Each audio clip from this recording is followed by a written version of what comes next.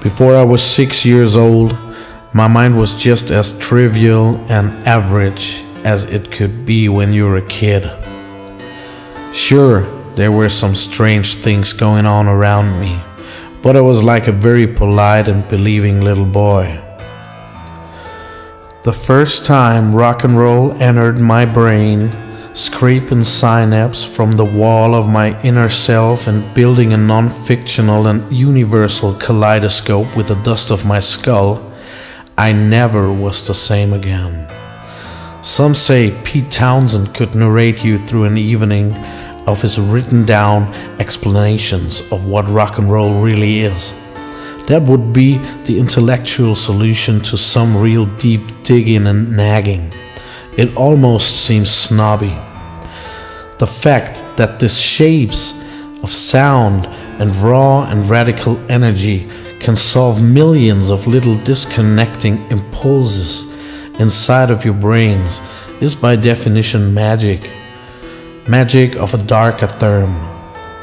'Cause it doesn't let you go anymore. You're gonna pay for that solution. I was on my way to find out myself while snorting weekly supplies of coke from the shelf of a rock and roll record, painting and writing madly. Did I get to any relatable knowledge? Not at all. But is there any subliminal structure to the cultural conscious? Not in a media-stimulated society like this one. It almost seems like people enjoy being guided by corporate-driven doctrine. Thinking on your own is the great spot of responsibility. All this happens through subversive conditioning. The subculture of rock and roll is something that you feel. You destroy its mystics and dark parts by trying to explain it. When Lou Reed sings about this obviously shadow-esque persona, all dressed in black, coming around to sell heroin, that's when pieces of shattered pictures get together like a filigrane and undeniable mosaic. Heroin withdrawal as role modelism of pure masculinity? Could be when you're a kid and nobody listens to what you're saying. Nobody sees things the way you do, and that's when neurons break the linear ellipses and manifest asymmetrical structures of irritating stains on the bottom of your mind. It's not that unusual to idolize what seems most dangerous. As a kid, I loved Guns N' Roses, Aerosmith, Nirvana, you name it, for the sake of their edgy personas. All these drug struggles that go along with Western pop culture are the surface of constant myth. Is Lou Reed romanticizing shooting up while he wails those so deeply depressing lyrics through the mud of the man-infected ether? Or is he telling how it really is? He seems to graduate while infecting his synapse with something that makes his head spin in lower frequency. It almost seems like slow motion time-lapsing, the face of dying. In a burlesque seeming society where even scientists can't really say if this still is reality or if there once was an unnoticed glitch to some sort of a synthetic a posteriorium of a reality that we once had known. Are we all trapped in a perfect mirrored infrastructural intrigue backlash of what we think is the truth? The miserable truth is far harder.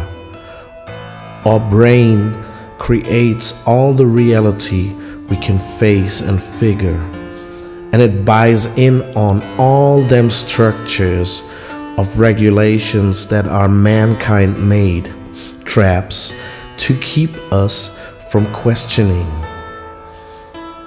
The already written truth is a well-sequenced orthodoxum of fear. So, rock and roll is the reconstruct of dark inlays of a twisted mind. But what came first? People who took Led Zeppelin's 4 to hold the gatefold cover against the mirror to see the devil? Or was it Jimmy Page's occult aura who taught him so? Was Lennon killed because someone had read Catcher in the Rye by Salinger? There's no doubt that rock and roll and literature comes from a lower waving craft of the bitter self, but that doesn't mean that it's non-intellectual. It's the opposite. If it's written and performed in the right mood, rock and roll is able to depart your white blood cells from the red ones. It might sound weird to you, but there are certain restricts that if the needle hits the vinyl in ungodly hours, your subconscious resonates with the drooling energy of Saturn's rings. Have you ever listened to the Beatles and I Love Her? Very closely, in a deep and dark mood, in the middle of the night. To me it's clear that McCartney is obsessed with the Protarch girl in the story. He does not even know her. He stalks her. The list goes on. When you listen to We Will Fall by the Stooges for the first time, you might get the idea that it's about some guy waiting for his girl to show up. But when you listen to it a few more times, you will might come to the conclusion that it's a little deeper than that. It's about a guy laying around, overdosed, slowly dying. The mantra in the background is the Indian mantra for the funeral ceremony. As far as I'm concerned, there's an instant consequential reference to the Nazi occult, while using umlauts in names like Blue Oyster Cult. Rock and roll is as domestic, violent as it gets. As Reed sings that he's waiting for the man who is all dressed in black, traumatizing and amended, like a dual novel. Fact is, as the concealed society goes on and on without any other perspective than the one they already have and obviously love, the subculture of rock and roll builds a portal to other universes. It's a bridge to unknown continental paraphernalia, something you can't touch, smell, or taste.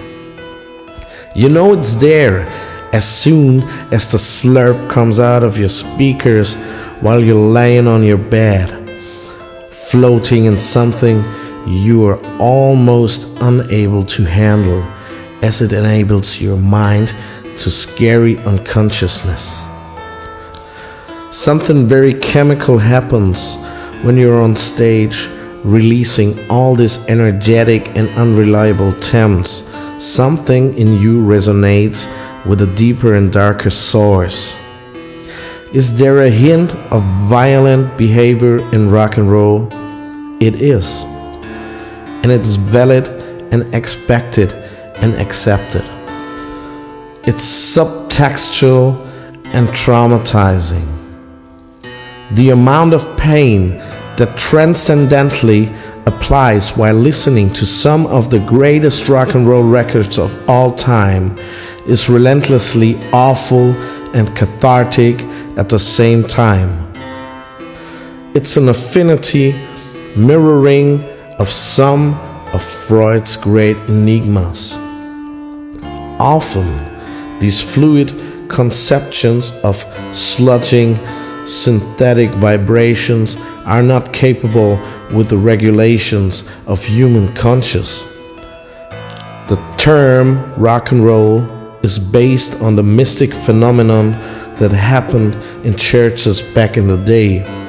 People began to move in undefined spasms while gospel got spreaded all in the ether of the room. They got in touch with some higher source of gnosis. So, is rock and roll just a generic source of delusional pseudo-aphorismata that does not even in the slightest probability draws a line between sickness and the culture non-fiction? Take the song Sunshine on My Shoulders by John Denver. You think this is some hippie crap that some stupid stations throw through the ether of anthropological misleaded aluminum? I think this song is as sad and devastating as it could get. It makes me suicidal. A guy talks about things he once enjoyed till some woman shattered his heart and soul. There are plenty of recordings of glancy performances of rock and roll bands banned on data, like in a time capsule.